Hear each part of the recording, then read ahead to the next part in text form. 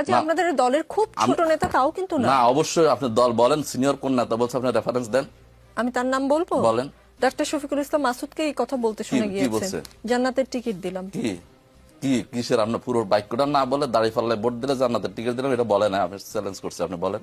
আচ্ছা, ওই video cut করা ছিল। হ্যাঁ, আপনি যমুনা টিভির উপস্থাপিকা নিকন হেতি তো বাবুরে হেতি হুরে হুরে হাগল হয়ে গেছে, কিন্তু হেতি আনো সুস্থ নাই।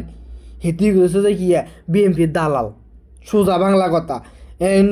অন্য কিয়া কিলে করলাম রান্ধান হেতনে কইতে শফিকুর রহমান মাসুদ নাকি এমএ করলে বেলে জান্নাতের টিকিট বেছে। বাবুরে ভাই তুই হুরে ভিডিও বেগে না দেই, তুই আন্দাজে কাটসিট ভিডিও মাইয়ে দেই মতো মনে করুন আন্দাজে একজনের বিরুদ্ধে অভিযোগ দিয়ে এলেছিস কিলে ভাইয়ে। তুই কি দালালি করি কয়টি হাস? তোর তো মানুষ ভালো এগোচ্ছিল বাবুরে, তুই এ দালালি কিলে কর রে, দালালি না করি তুই হাসা হাসা কথা ফসার কর, তোরা মানুষ ভালা করবে।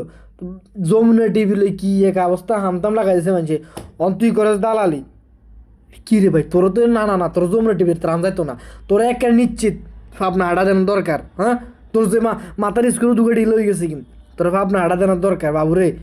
ইয়ে করছিল তুই আগে হুরে ভিডিও বেগে দেখবে শফিকুর রহমান মাসুদ হেমে কি কইছিল। হেমে কি কইছিল?